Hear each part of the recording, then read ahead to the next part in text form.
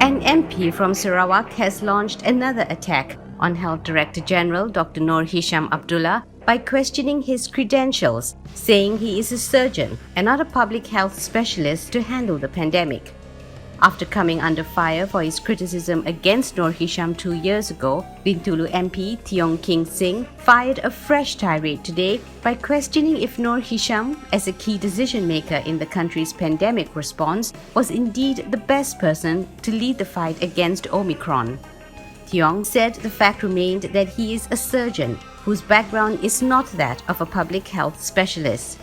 They are obviously underqualified, but still refuse to seek advice from China, which has massive experience in fighting this pandemic, Tiong, who is the Prime Minister's special envoy to China, said in a lengthy Facebook post.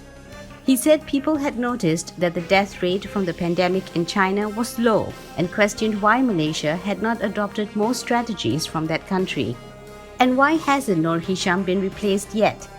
How many more lives must be lost to COVID-19 before we realize he must not be allowed to continue to serve in this capacity?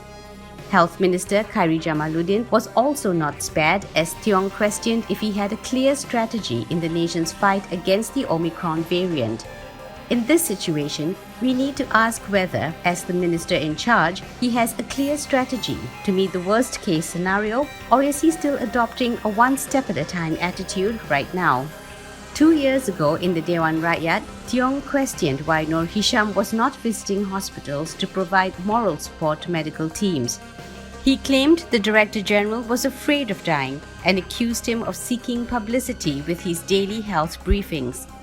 After receiving a barrage of criticism, the Bintulu MP apologized for his remarks against Noor Hisham.